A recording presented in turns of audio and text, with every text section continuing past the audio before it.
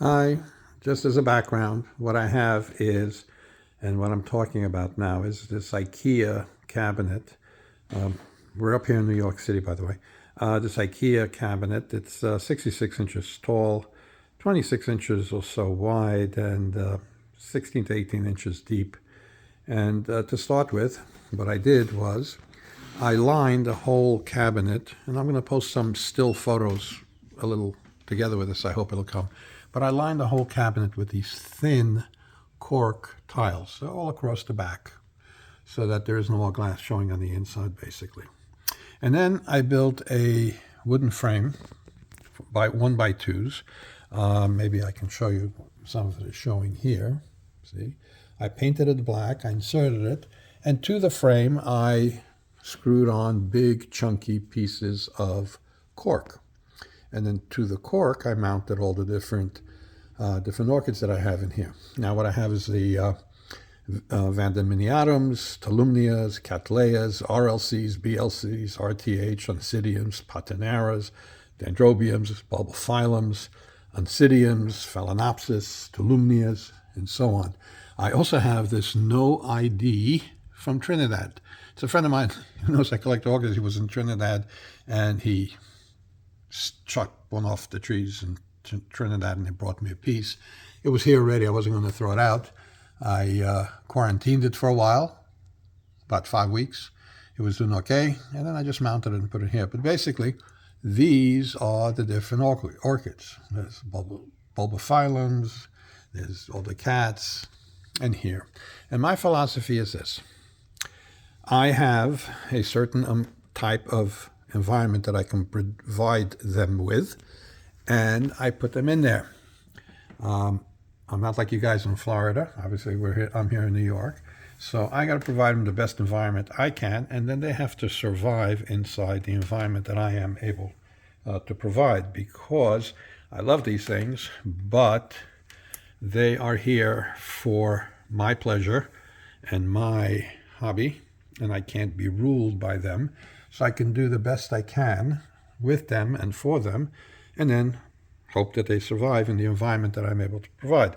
That's the way it is. And what I did is, that's why I put them in pretty close. It's basically survival of the fittest. I was doing this over the winter, and pretty much it looks like they're fitting and surviving, because I haven't lost any yet. And in the last month or two, roots have been exploding out in growth. Throughout the winter, there were a couple of little, white nubs here and there, but then in the last couple of weeks, maybe 4 or 5 weeks, they have really gone. And you can see the roots throughout. I can't even get to most of them to show you, but basically this is it. They're doing well. I'm enjoying them. The way I care for them is I water them. I spray them until they're dripping in the morning. I have a little hand thing that holds about a gallon of water. It's one of these little spray pumps. And then I break the rules, because I do that at night also when I get home about 6 o'clock. The way I fight the crown rat and other dangers is that on a regular basis they get a pretty good dose of antifungal, antibacterial. I put Physan and some other stuff, mild stuff, but on a pretty regular basis I use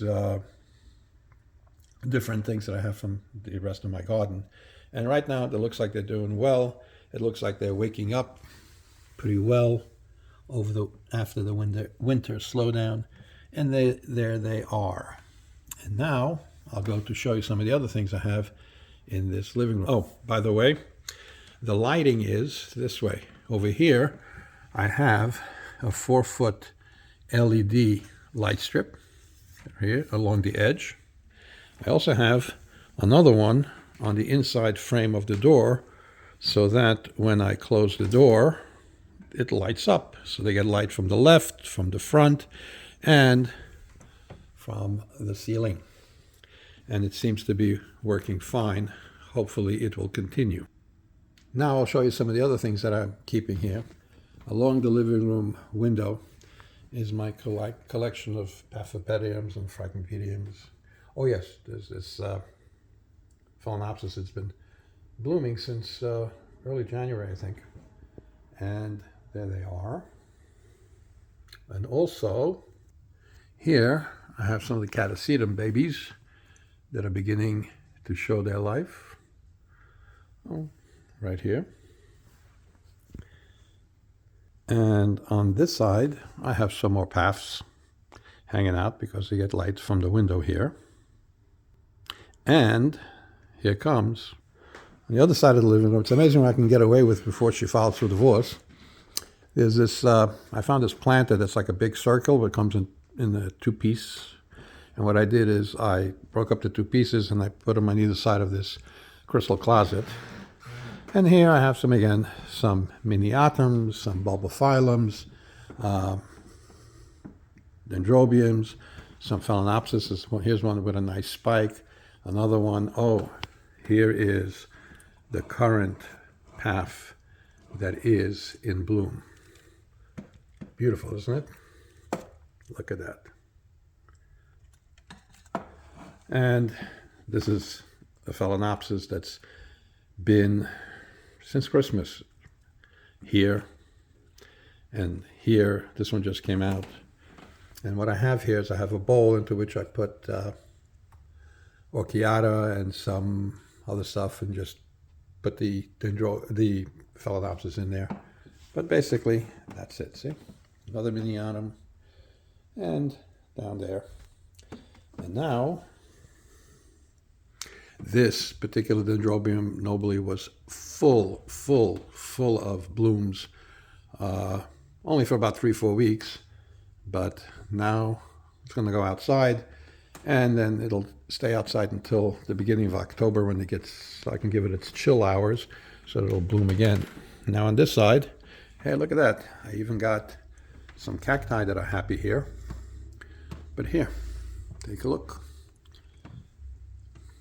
See? This